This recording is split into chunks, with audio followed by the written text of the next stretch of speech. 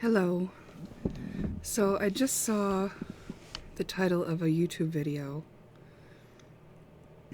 A woman saying that at 39 years old she got a diagnosis of autism and it saved her life.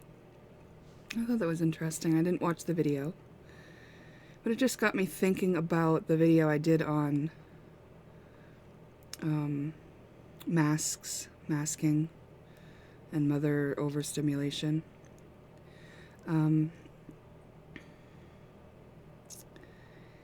Because I guess I was just brought to that thought after I read that it changed her life, and I just realized, like, isn't it interesting that we have been operating on some premises about life and how humans work, how we work, that are so flawed that they don't allow us to thrive when we could be thriving. So it's very interesting to me. But thank goodness, she found her way to some information that could help her probably get some validation for the ways that she was. Because I can only speculate, having not watched the video, but like what would happen, right, to a person who didn't feel like they fit in, but like who felt like they really had to pretend to fit in, is that they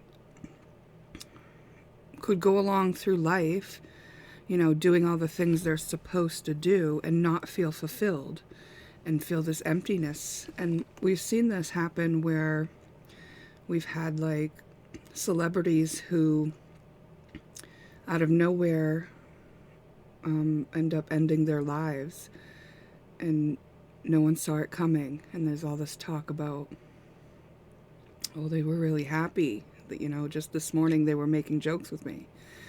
Or maybe you have had that happen in your own life. And so you can see how a human can live in this state of authenticity and then a mask over that, right? Because the mask is the thing that says, I gotta fit in with this society. But like if everybody's wearing a mask, we have to look at this now, right? So I do think there's a tie to the mimic program. Like humans mimic other humans. This is actually a stage of infancy where it is healthy and right, and below the level of consciousness, an infant is mimicking what the mother or father does, right? And then actually, it's not just a stage in infancy. In infancy, it's a stage where it's below the level of consciousness.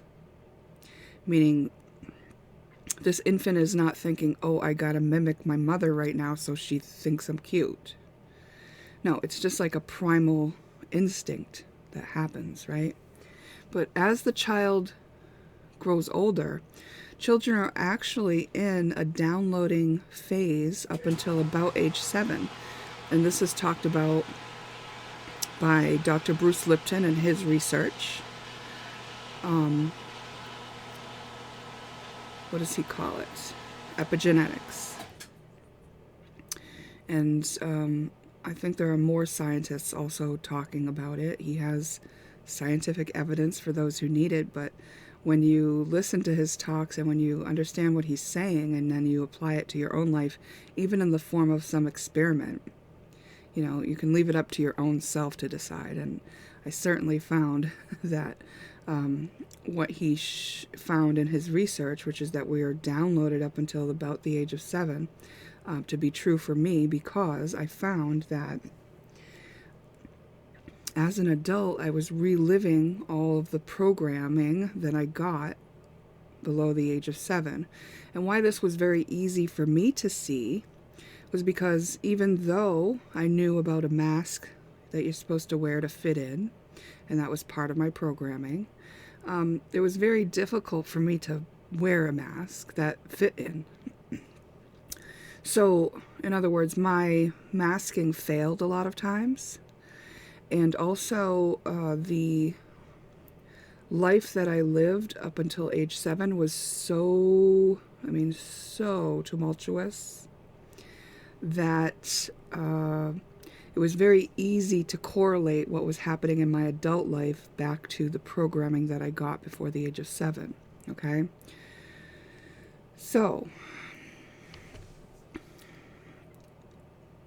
if we're being downloaded up until the age of 7 with our environment, which we are, that does become more conscious at some point, right? At some point when you're interacting with a child and they're mimicking, you might say, "Oh, look, they're doing exactly what you do," or "Isn't it cute?" Or "Oh, look at you, you're doing what I do." You know, you might say it or say it to someone else, and the child is comprehending that. Like, I think the habit that my family had been in, I noticed, was talking about children as if they're not even right in front of you, and commenting on their behaviors as if they're just behind a piece of glass that you're watching them through, when actually they're right there and you could make them a part of the conversation and it would be much more polite and kind. So that was, excuse me, that was a habit that I noticed from my family and then tried to break. And it was something where I just had to keep becoming conscious of doing it and then, practice breaking myself of that habit, because it was a program for me. It was how it was done. And when we're programming our children will grow up doing what we do, not what we say. So if we treat them like there's something to be watched and judged, like, are you doing something good or bad right now? Like, that's what they're going to go out there in life and do to others. They're going to go look through life. Oh, are you being good or bad right now? Are you being good or bad right now? Like, just because we say be good doesn't mean they're going to be good. If we say be good, they're going to go out in life as adults and tell people, be good, be good. So it's an interesting thing that, in some relationships between parent and children, that understanding had been lost. And I think it's simply because of the level of presence that the parents got when they were children. And so this became like a passed along disconnection. And one of the things that definitely plays into it is the mask and the idea of presenting a face that is acceptable to people outside of you. And if you look back at the times in life when there were lords and ladies, and that there was like this high society culture, and these ways of living required those people to really have a lot of secrets, brush things under the carpet when they were going to like dirty the name or reputation of the family. So the mask was most important of all, right? It was way more important than being authentic or dealing with your stuff. It was like, actually, whatever you do, put on the face like you're doing well and that you fit in and you're acceptable and likable. And it's kind of interesting because now where we've evolved to, people are way more aware and way more sensitive to what's underneath the mask, not only in themselves but in others, right? We can, not only do we know that when we're not being authentic a lot of times, we can also sense when others are not being authentic a lot of times, whether they can or not, right? Like sometimes if I'm not being authentic, someone else could see that more easily in me than I can notice in myself, because I'm even masking from myself in some ways. And this could be done as a form of mimic, meaning I do that because that's what was modeled to me when I was a child. My parents pushed aside what was really going on to put on the mask, to present a face. And in my case, in my parents, like this would only happen really when we were maybe like dealing with a school, like like some sort of official place that we had to go where it mattered, what people thought of us or whatever, or we didn't want to be harshly judged, or maybe even had, um, child abuse investigation launched. Not that there was any. In my childhood, I witnessed a lot of violence. There was a certain level of violence perpetuated against me, but it was in the form of spanking. So it's something I survived. And also excessive isolation. So there was a lot of time, like hours, standing in the corner with my nose in the corner of the wall, Excuse me. And the spankings were pretty harsh. They were like, I'll chase you through the house and pull down your pants and put you over my lap and beat you with my belt or a wooden spoon kind of thing. And it was traumatizing for sure, but it was pretty much the culture we were coming out of, right? Like that's how parents had been doing it in the generations right prior to mine. Corporal punishment was still pretty prevalent in the generation before mine, so it makes sense that not everyone had cut it out of their repertoire of ways to deal with children yet. But the thing is that children do what you do. Like when I learned to be an adult, I did what they did, not what they said. Now, there are exceptions in this case, right? So say I grow up and I go, that was really awful when I got spanked, so I'm not going to spank my kids. Now, it's very possible that a lot of us did that. We went in the opposite direction of what our parents did. So it's not a fast and hard rule that kids do what we do, not what we say. However, if I do that, if I make the conscious choice to not spank my kids, but I never deal with the pain that experience lodged in me, if I never really process through that and understand fully what it means to me and find my way to forgiveness or balance in the energy, 0 point the energy so that I no longer have any emotional charge about that having happened to me. If I don't heal that fully within myself, then things could be happening where I might build up a little bit of resentment with it. I don't even let myself realize against my own children because they don't get spanked the way I did. Or maybe I let somebody else spank them, like their father, and I turn the other cheek. These are just examples of ways that program that was put in me as a child could still be affecting and being passed along to the next generation if I don't fully deal with it first. So it's always going to have some sort of like trickle down effect.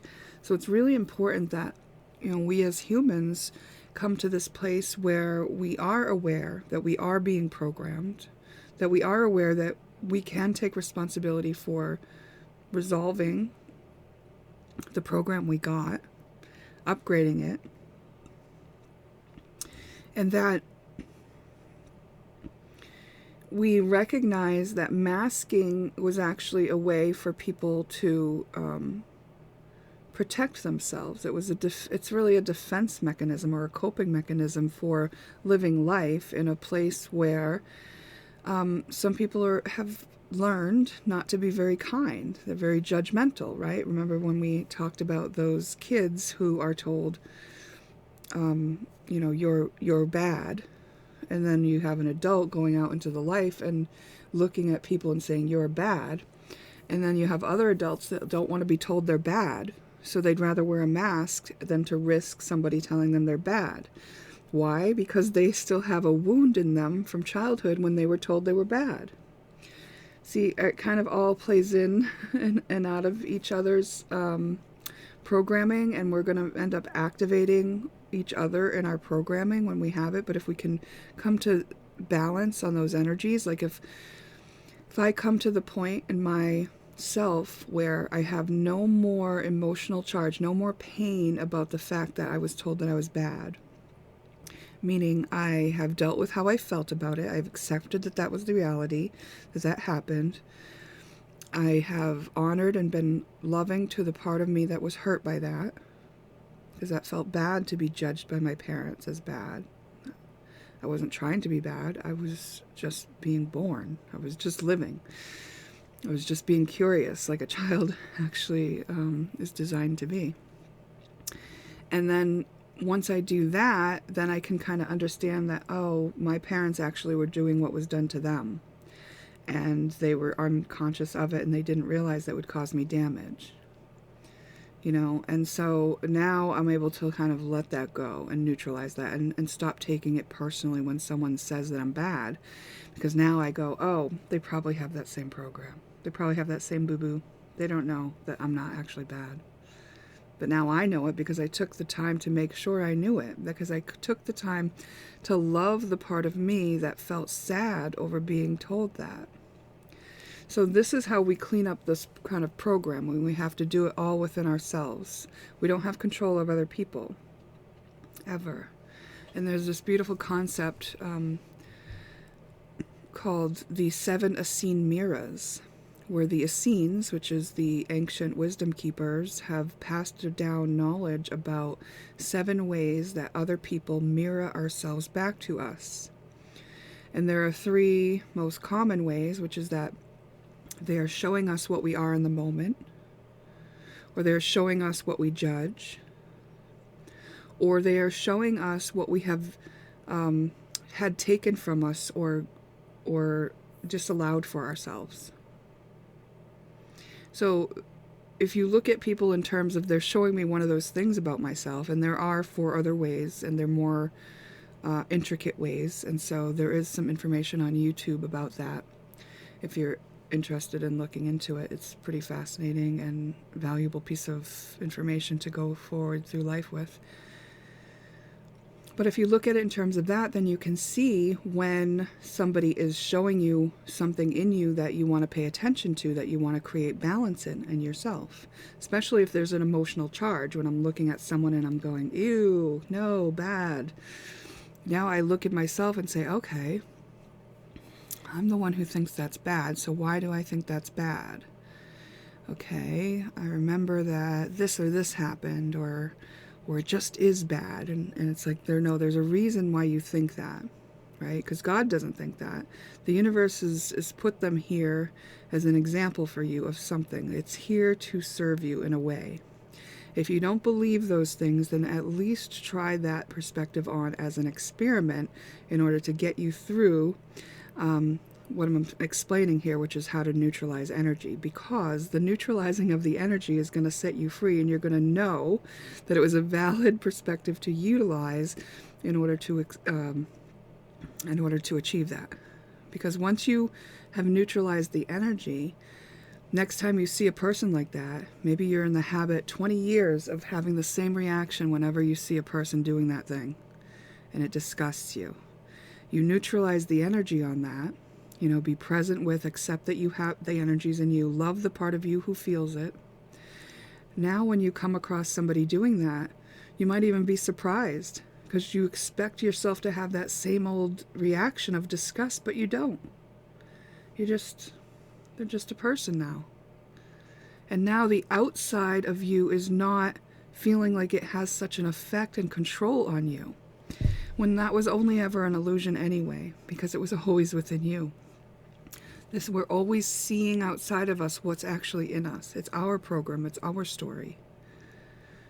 And so if we know this when we're coming into life and we're having children and we're procreating, and if we're aware that we're actually downloading them with the program, then when we're at a point where we need to heal, we want to let them see that, because we want them to have the tools that we've learned to be able to deal with this stuff, right? because, it's probably unrealistic to say, let's stop having children until we're all well, No, this is an evolution. So we've got to just let it happen in an evolved way. It's like we're taking steps towards the direction of understanding this in a bigger picture way, where we can stop kind of perpetuating these unhelpful, limiting, and sometimes very harmful ways of being within a society, right? It doesn't suit a society to come out with a bunch of children who put a mask on, pretend that they fit in, and then talk behind people's backs secretly about how bad that person is. This isn't real community. It's not really close-knit. No one really feels safe in that. Because if your friend's talking behind their back about them, they're probably talking behind your back about you too. If that's the way someone operates, it's like, and how are you really going to build a good rapport and a good connection with that person? It's probably not going to happen. And also, if you know that they're being one way in public and then they're another way in private, they're wearing a mask, they're not authentic, how are you going to build trust with that person? And if you know that you're not being authentic in public and then you're being a total different way when you're by yourself, how are you going to trust yourself? So I feel like understanding that these things have been happening and why is really helpful. And, if we could just understand that this thing about masking, this thing about presenting a face that is someone that's acceptable, that fits in, it's like there's this emotion or this feeling that humans utilize, and it can sometimes be built into us in childhood, and it's called pride. And this happens when we have a child and we are encouraging them to achieve a goal, perhaps, or to just listen to us, to do what we said. And then when they do, we say we're proud of them. So we're giving them attention, which is the most valuable asset to a child. And we're giving them praise, which is sometimes a rare commodity to a child. And we're actually reinforcing this idea of having to either do what we say in order to get attention and praise, or to achieve something in order to get attention and praise.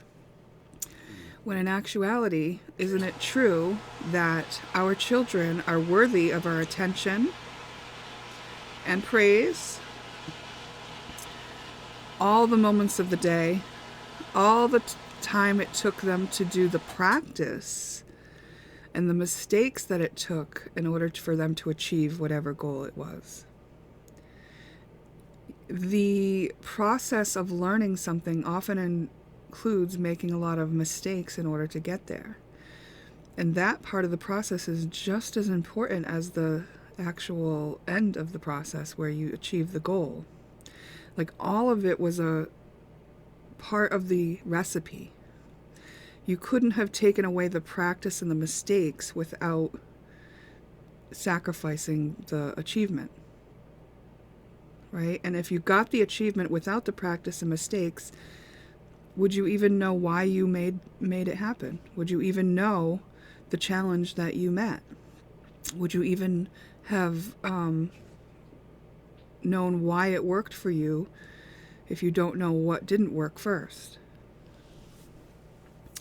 So it's a valuable part of the process. And so I would say that instead of having pride for the end achievement, that we honor our children throughout the process, so that achieving that goal can feel good to them, for them, but like, it doesn't change how we feel about them. That we're still interested in them throughout every day of the time they're in our care. So when we have pride, So this is putting a child at risk of being programmed to want to achieve or to want to be seen a certain way. So now a person goes out into adulthood and they have pride, and this means that maybe they've been built up on certain aspects where their parents have expressed to them that they're really good and acceptable in these ways. And that's, of course, the face that they want to put out there as an adult, because that's the face they feel most proud of. When really, if we had honored them in their whole process, then they could be authentic. They wouldn't have to put that mask on and present that part of themselves only. Like, people can be whole, people can make mistakes. We have a right to be wrong. It doesn't mean anything about us. It doesn't mean we're lesser. It doesn't mean we're unintelligent. It doesn't mean we're dumb. You know, some people making the most mistakes out there are gonna achieve the most success in what they're studying. And the whole process is honorable. You know, that's their process.